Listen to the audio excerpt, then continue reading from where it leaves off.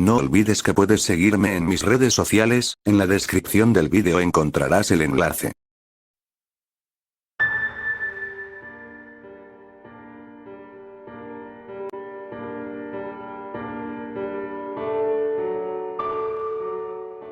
La Fundación SCP era conocida por ser una organización secreta dedicada a contener y estudiar objetos sobrenaturales, también conocidos como SCP. Sin embargo, pocos sabían que existían un gran número de archivos extraños, perdidos y olvidados que contenían información acerca de los SCP más peligrosos, misteriosos y extraños del mundo.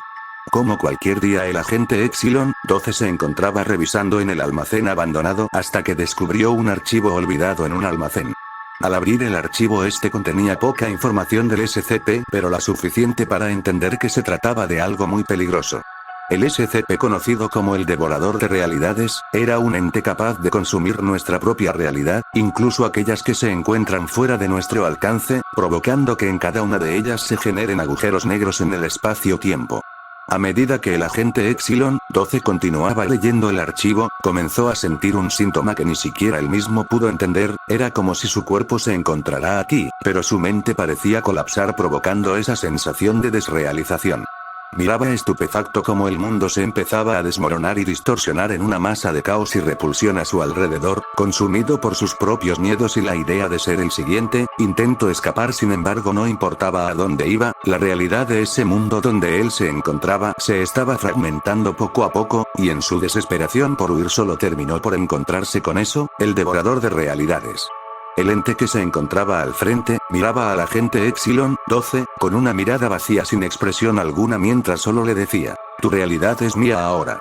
Desde ese día nadie nunca más volvió a ver al agente Epsilon 12 y los archivos fueron ocultados por la Fundación SCP para evitar que alguien más tuviera acceso a la información. Aún así, la leyenda del Devorador de Mundos, o también conocido como SCP-4001, persiste entre los miembros de la Fundación SCP.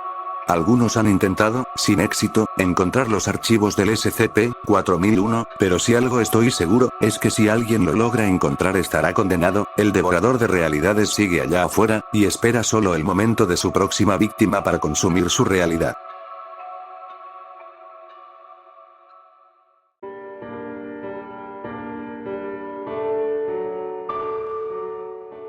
No sé cuánto tiempo me queda. Si está escuchando esto, no vengas a buscarme, ya es demasiado tarde. Fui el encargado de investigar lo que creí que sería un objeto de clase seguro, uno de esos artículos anómalos que solo hacen cosas raras, si es que alguien juega con ellos.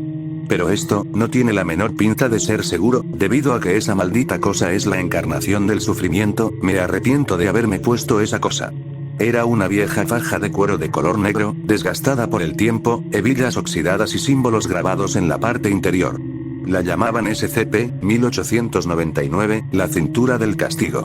La historia se remonta a años atrás, cuando fue recuperada de un monasterio en Galicia, España, tras una serie de reportes extraños de varias personas que habían desaparecido sin dejar rastro. La historia hablaba de monjes que se autoimponían penitencias físicas para así poder limpiar sus pecados, pero esto iba más allá. La primera vez que la vi fue en una urna de vidrio resguardada en una celda de tipo clase 3. No se movía, no hacía nada, solo estaba ahí, pero cada vez que pasaba cerca sentía como me observaba. ¿Cómo podía ser que una maldita faja me observara? No lo sabía. El Dr. Landvik, mi supervisor, me ordenó hacer contacto directo. Solo por 5 minutos, dijo. Para registrar efectos psicológicos. Si es que lo sabía. Me la puse, y por Dios, fue el peor error que cometí. La hebilla se cerró por sí sola, no con un clic, más bien se apretó como si una fuerza invisible la ajustara desde el interior de mi carne. Sentí como si mi piel estuviera siendo fundida. No era dolor, era algo más que no podía explicar. Como si a mi mente llegaran vagos recuerdos de las cosas horribles que había hecho, era como si la faja lo supiera y a la vez me estuviera juzgando. Al principio pensaba que todo lo que había experimentado solo fue producto de mi imaginación, pero en un momento solo pude verme a mí mismo, pero me notaba más joven. Me encontraba golpeando a un chico, también las veces que le mentía a las personas que me rodeaban, robando a quien más lo necesitaba, y lo peor, la vez que dejé morir a alguien, a mi hermano. Las visiones eran tan reales que mi cuerpo no paraba de temblar. Y luego las voces en mi cabeza no dejaban de repetir una y otra vez: pecador, arrodíllate. Págalo todo. El Dr. Landvik intentó quitármela, sin embargo no pudo, la hebilla de alguna manera se había soldado. Empecé a entrar en pánico, gritando, llorando, y suplicando por mi vida. Sentía el infierno como me quemaba desde adentro, como si mis pecados fueran las brasas que se iban encendiendo una por una. Pasaron algunos días, me encontraba en cuarentena mientras era observado y monitoreado cada día. También me sedaron para evitar sentir el dolor, pero nunca se fue. La faja seguía fusionada a mi carne y cada vez se alimentaba. En mis sueños, si es que aún puedo llamarlos así, estoy encadenado en una celda medieval, desnudo, y una figura oscura con túnica negra me azota con un látigo de espinas, preguntándome mis pecados. Cada noche recordaba uno nuevo, lo que no me permitiría olvidar nada, solo el sufrimiento y el dolor por el cual estaba pasando, pero pronto esas pesadillas dejaría de verlas en mis sueños, para después verlas en la realidad. Pacientes con los ojos arrancados que me seguían por los pasillos, agentes con los rostros de cráneos abiertos, y esa figura encapuchada, siempre en el fondo del final del corredor mientras me apuntaba con ese dedo largo, huesudo y desnudo, acompañado de una voz sepulcral que aún sigo escuchando en mi mente. Confiesa. Rompí los espejos de mi celda cuando dejé de ver mi propio reflejo, solo me mostraban a él. Y ahora no soy el único. Días después me enteré que el Dr. Landvik se había suicidado, haciéndose varios cortes en todo el cuerpo, escribiendo en una de las paredes con su sangre la palabra redención. Estoy grabando esto porque siento que no me queda mucho tiempo, la faja se ha fundido cada vez más a mi columna vertebral, ya no puedo quitármela, me habla incluso cuando estaba despierto, me pide sangre y yo solo puedo dársela. Si alguien encuentra esto, si ves esta faja, no la toques, no la mires, no pienses en ella tampoco. La cintura no perdona, solo castiga, y al final todos tenemos pecados que pagar. Fin del archivo SCP-1899, La cintura del castigo.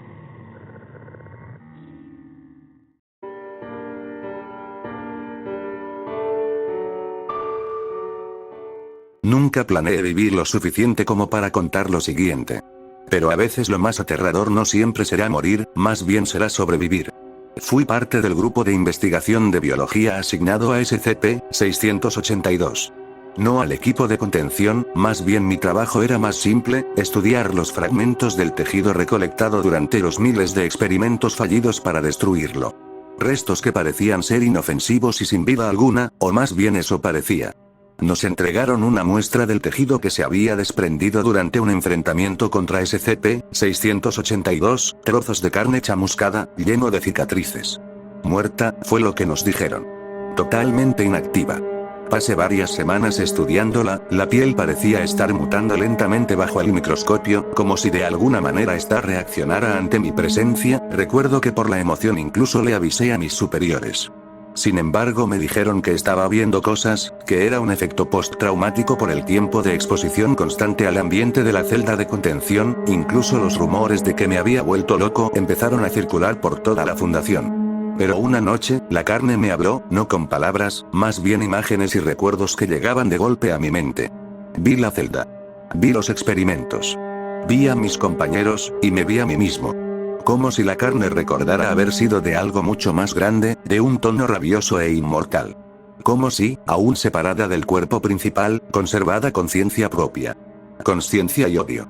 Sin embargo, los siguientes días empecé a empeorar. Me encontraba en el baño afeitándome, cuando noté algo en mi cuello, una especie de bulto duro, como una espinilla. Pensé que solo se trataba de un vello encarnado, que al intentar sacarlo, este nunca sangró, solo expulsó un líquido espeso, verdoso, y este se movió. Sentí un gran terror, corrí hasta el laboratorio para hacerme una biopsia de emergencia, y lo que encontré no era humano, era el tejido de SCP-682. La muestra nunca estuvo muerta, ahora se encontraba dentro de mi cuerpo y yo no podía hacer nada. Intenté pedir ayuda con mis compañeros de trabajo, sin embargo creyeron que estaba delirando. Que el trabajo me estaba rompiendo la mente y finalmente colapsé a la locura y demencia. En sueños los escuchaba, un rugido profundo y lejano, y luego, palabras. Frases imposibles de entender, no eran en inglés, ni en ningún idioma humano, pero por alguna razón extraña las entendía. Carne que me traiciona, carne que regresa. Mi cuerpo comenzó a cambiar, no de manera evidente al principio. La piel se me volvió más dura, cicatrización de forma inmediata, luego los sueños se volvieron más vividos, pero había algo en ellos, estos no eran mis sueños, más bien recuerdos suyos. Vi el mundo desde sus ojos, caos, destrucción, muerte, sangre, miedo, horror y terror. Sentí como era cubierto por ácido, acompañado de un dolor indescriptible y una furia.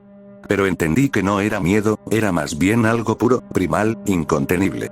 Fue entonces que entendí la verdad. La carne no solo se recuerda, también regenera, se reencuentra y se extiende. SCP-682 no puede ser destruido porque nunca realmente está dividido, cada célula es él, cada fragmento perdido es una semilla, una réplica, un susurro en la mente de otro huésped. Como yo. Lo siento en mis huesos, rasgando mis costillas desde el interior, reclamando lo que es suyo. A veces me miro en el espejo, y no veo mi rostro, solo una mandíbula llena de dientes imposibles y esos malditos ojos amarillos. Ya no tengo mucho tiempo. Ya no soy el Dr. Marcus Leiber. Ya no soy humano. Solo escribo esto para advertirte. Si trabajas con SCP-682, si te acercas a su sangre, su carne o su aliento, no vas a morir, vas a dejar de ser tú. Y entonces una noche, cuando te mires en el espejo, seré yo quien te mire de vuelta.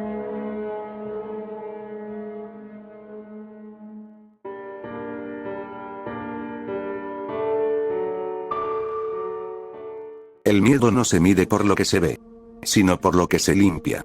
Dentro de los muros de la Fundación SCP, donde lo inexplicable se vuelve rutina, y lo antinatural inexperiente, existen empleados de diferentes niveles. Científicos, agentes de campo, técnicos de contención, psicólogos, cocineros, y luego están ellos, el personal de clase D. Sin embargo, esta historia no se centra en una persona D, ni en un doctor brillante o un agente de campo. Esta historia va más allá de lo que has escuchado de la Fundación SCP.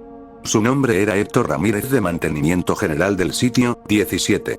Tenía una bata sin distintivos, una tarjeta de acceso limitada y una sonrisa entrenada. Entraba a las 6 a.m. y salía cuando le daban permiso. No preguntaba, no respondía, solo barría, fregaba y desinfectaba. Las paredes del sitio 17 eran lisas, asépticas y frías, pero nunca limpias, no realmente.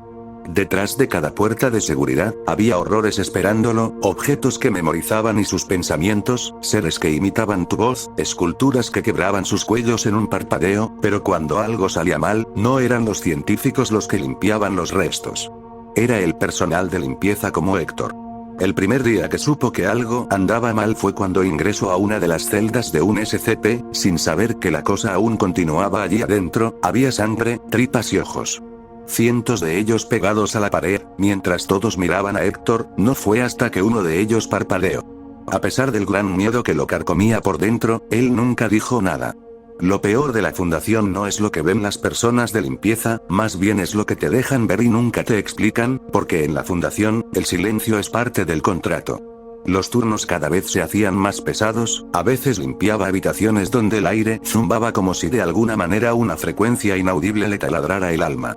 Otras veces encontraba notas en lenguajes extraños que parecían cambiar cada vez que él parpadeaba, y en una ocasión encontró un charco que parecía no evaporarse.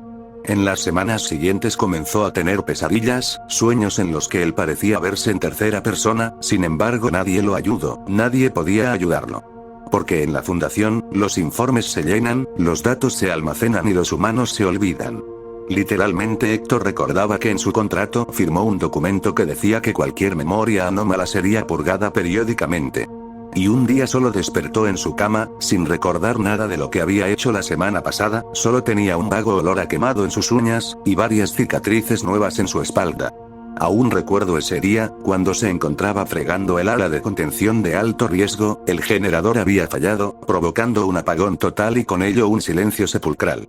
Pero no era un silencio normal, más bien un silencio que chupaba el sonido, que hacen que tus pasos no generen eco, que el único sonido es el de tu respiración y tus pensamientos.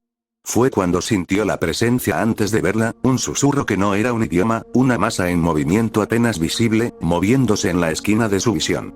Y entonces solo escuchó la voz de alguien en su mente. No eres nadie aquí. Pero yo puedo verte. Cuando la energía volvió, Héctor ya hacía de pie en el pasillo, inmóvil, con los ojos completamente negros y un color de piel pálido.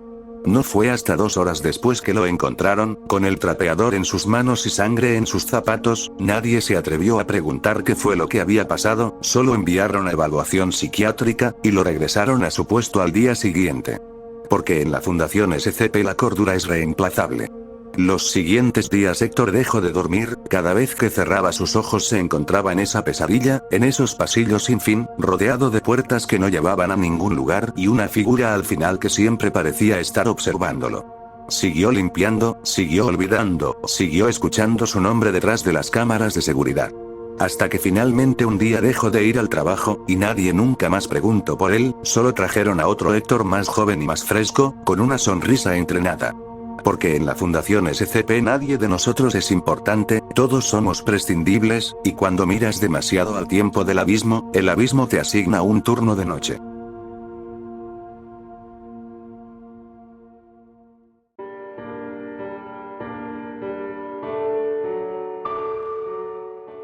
Nunca imaginé que mi trabajo en la Fundación SCP sería algo tan interesante.